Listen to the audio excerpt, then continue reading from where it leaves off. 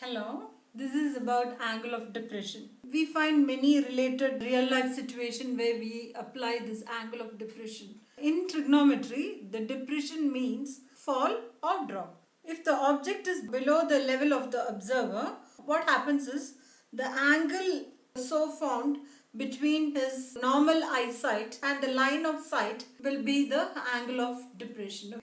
So let's see this problem, you will understand it better. The angle of depression of a vehicle on the ground from the top of a tower. So this is the tower. So from the top of the tower, you look at, so this is the tower top. From here you are looking at a vehicle here. The person's height is not mentioned, so you needn't bother about it. Imagine his eye level is here at this point, okay?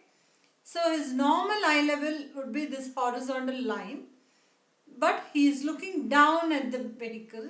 So the angle of depression, there is an angle of depression which when he looks down, and that is said to be 60 degrees.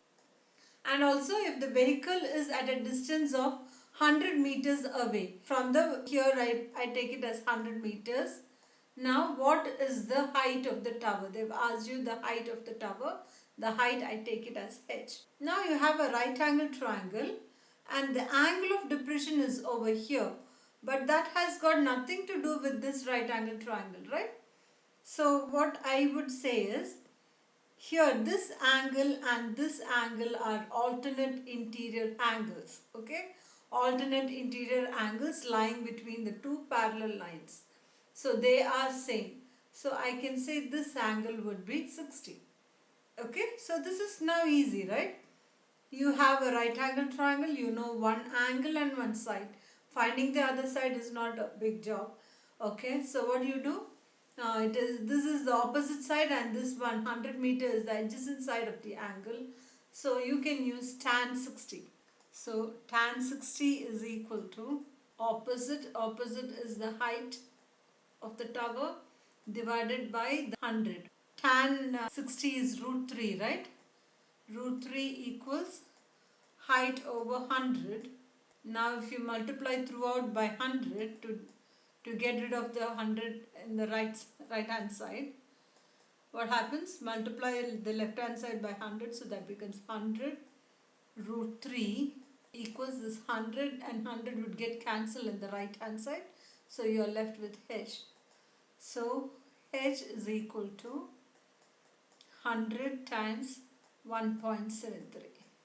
So I can say it is 173 meters. Therefore, you can conclude that the height of the tower is equal to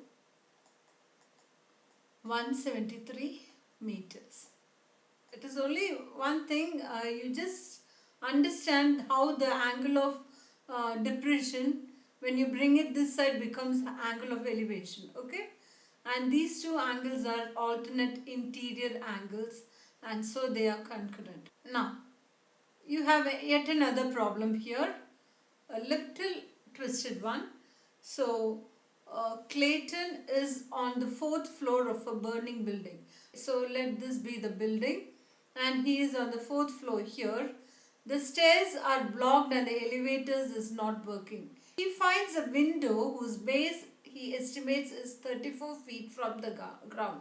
So this A I have shown here is the window, and he estimates that the height of this would be 34 feet. He can see the fire truck through the window at an angle of depression. See, I would say at an angle of depression because his eye level is here, right? The angle of depression he gets is, this is the line of sight, so the angle of depression is 42 over here. You can just take that alternate interior angles are equal, right? Okay, so this side also it is 42 degrees, okay?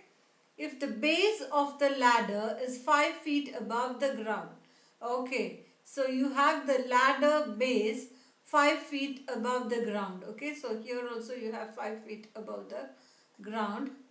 How long must the ladder be extended? So what should be the length? Ladder is this slanting line, okay? This would be the ladder. This is the building, and this is the height above the ground, okay? The ladder's feet is above 5 feet above the ground, right? Actual height of the triangle, right triangle, would be is 34 is from the ground and the ladder is 5 feet above, right? So the angle would be only 29 feet from the ground. Okay? Okay, here. So it is 34. From here to here it is 34. Just take away this 5 from here. So this is left with 29 feet. Now you have an angle, you have the opposite side, you're going to find out the ladder's length. So that is the hypotenuse, opposite and hypotenuse. So I use sine. Sine 42 is equal to opposite. Opposite is here 29. Right? So 29 over hypotenuse. Hypotenuse we don't know. So I just take it as h only. Hypotenuse, I would write hypotenuse. So your hypotenuse is the length of the ladder and that would be equal to 29 over sine 42. So use your calculator to find this. You would get 43.34 something. Okay. So I just round it off and I would say length of the ladder is equal to 42. If you can approximate it, you can say 43 or 43.34 is also okay.